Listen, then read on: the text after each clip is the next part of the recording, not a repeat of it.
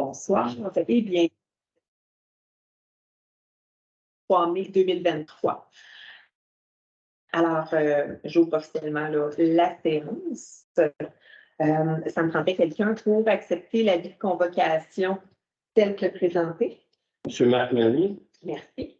J'en profiterai tout de suite. Comme vous voyez, pour les habitués, nous avons une nouvelle personne à la table. Donc, comme vous le savez, M. Drouin part à la retraite là, à la fin de cette année. Alors, pour assurer une transition au niveau de la direction générale, le Conseil a procédé à l'embauche de M. Luc Deladurantais. Alors, bienvenue, M. Deladurantais. Merci. Donc, très bien. Alors, c'est ce qui nous amène au point d'urbanisme. Donc, le 3.1, recommandation suite à la séance régulière du CCU du 18 avril 2023. Donc, explication et consultation d'une dérogation mineure au 150 rue des Roques.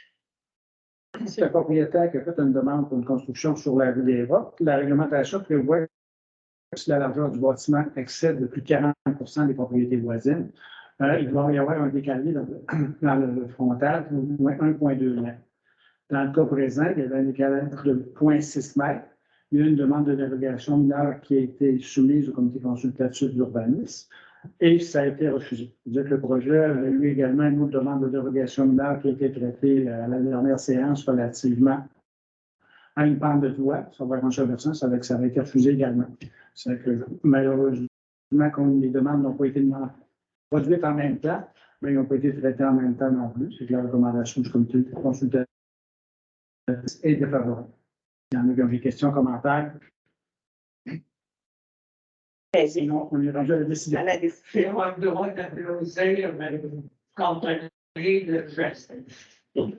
Ce qui nous amène à la décision sur la dérogation mineure du 150 rue des Roques. Que le conseil municipal refuse la demande de dérogation mineure visant à permettre aux 150 rue des Roques la construction d'une résidence unifamiliale isolée avec une façade de 2 tronçons décalés de 0,6 mètres de profondeur, alors que l'article 91 du règlement du zonage spécifie que la façade principale doit être construite d'au moins 2 tronçons de murs décalés l'un de l'autre d'au moins 1,2 mètres de profondeur si la façade principale d'une habitation projetée excède de plus de 40% celle des habitations localisées sur des lots adjacents sur la mairie et localisées à au plus de 30 mètres. On prend un proposeur. Claude Leclerc propose. Claude Leclerc. Le 3.1.3, explication et consultation d'une dérogation mineure au 77 rue du Blé. C'est une propriété sur la rue du Blé qui est en vente. Le propriétaire a fait faire un certificat de localisation pour la propriété.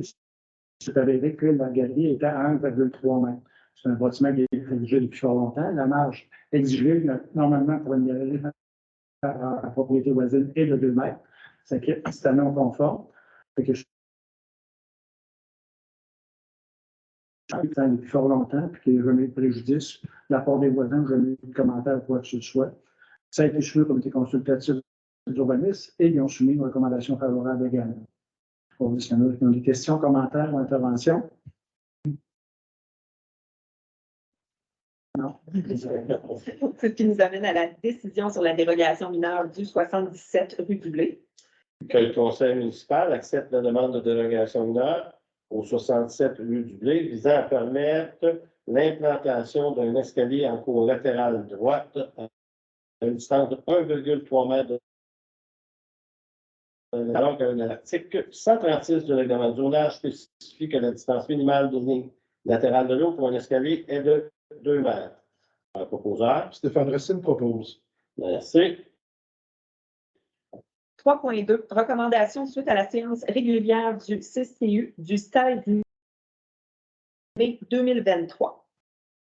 Je ne sais pas quand est-ce que je me retire quand j'ai de chez moi. Très bien, merci, Mme Dado.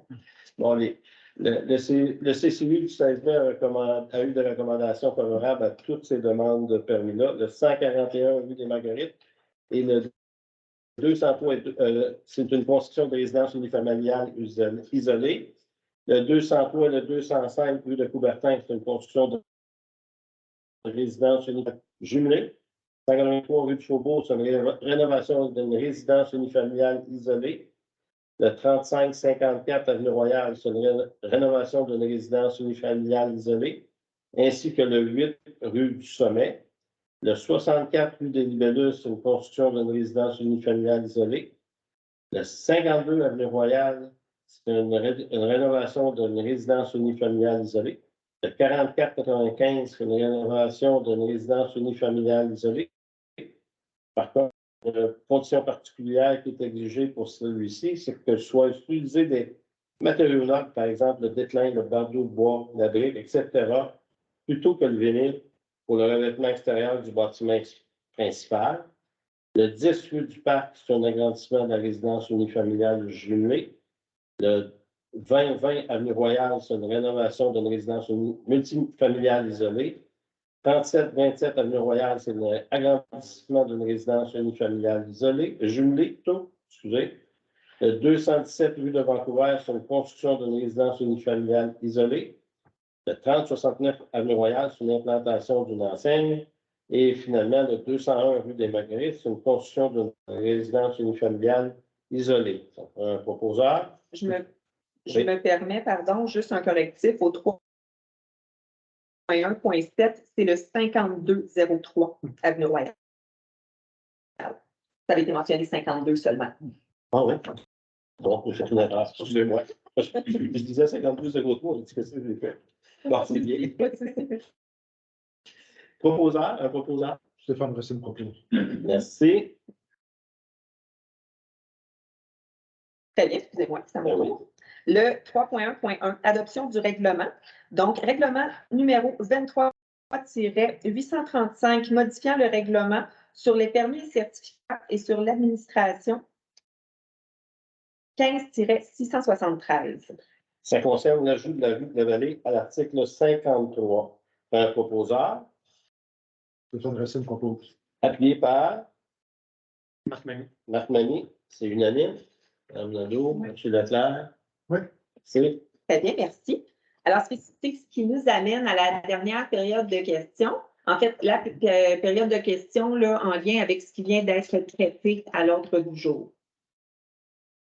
Pas de questions? Oui, M. Moreau. Vu la vallée, qu'est-ce que ça vient changer? Ben, je ne sais pas c'est quoi ce règlement-là. Au niveau de la technicalité, est-ce que vous voulez spécifier, M. Drouin? La rue de la Vallée, en fait, on vient la rajouter dans les rues privées qui sont dans le périmètre d'urbanisation pour lequel les deux services ne sont pas implantés. C'est dans le périmètre d'urbanisation, tout nouveau projet, tout développement de rue nécessite l'aqueduc et l'égout. Dans le cas de la rue de la Vallée, l'aqueduc est présent, puis l'égout est installé sur les propriétés du côté nord, c'est que les propriétés du côté nord de la rue de la Vallée pouvaient se construire. Par contre, celles qui étaient du côté sud, étant donné qu'il y avait uniquement l'aqueduc et qui étaient dans le périmètre d'urbanisation, ne pouvaient pas avoir de permis de construction. C'est que le fait d'intégrer la rue de la Vallée dans les exceptions du règlement sur les permis et certificats va permettre aux promoteurs de marquer d'autres contraintes qui n'ont pas rapport avec la municipalité, mais au-delà de ça, ça ne sera plus un empêchement aux propriétaires de vendre pour pouvoir construire, même s'il y a uniquement un service du côté sud de la rue de la Vallée. Ça avait été signifié par un avis public, je crois. Non? Parce que je ne sais pas qui décide où les publier, hein, mais il n'y avait pas les mettre tous sur Internet finalement. Parce qu'il avait remarqué que là, il y avait le numéro 161, il n'y avait pas 160. Qu'elles n'étaient pas tous sur le site Internet. Vous pouvez faire une résolution qui dirait on met tout sur Internet à la main. Ils sont tous sur Internet. Là. Je pense qu'il y aurait juste à les mettre en ordre numérique. 2023-1 à 2023-170, je pense. Ou le contraire, plutôt. C'est là que c'est pas sur Internet. Il devait être là. En tout cas, je vais vérifier. Puis, Et si ça ne peut pas avoir de résolution, fait que c'est force de loi, c'est toujours que c'est Très bien. On prend note. On prend note. monsieur. En effet.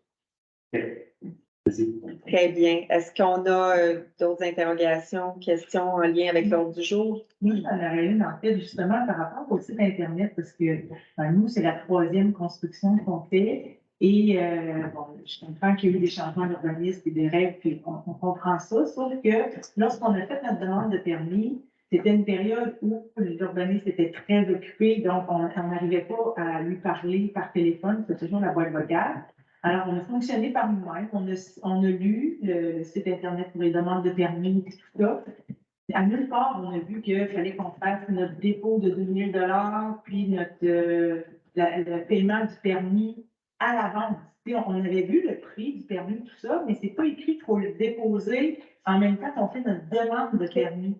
Et c'est pour ça que notre dossier a été mis de côté. Nous, on avait fait notre demande le 26 mars, puis là, on vient de passer au CCU parce qu'on avait été tout simplement mis sur le pied à côté comme étant incomplet. Mais on a cherché après les informations, puis on s'est fait dire, ben vous aviez juste à appeler, mais on l'a fait en fait. Fait que si c'est juste ça, est-ce que ça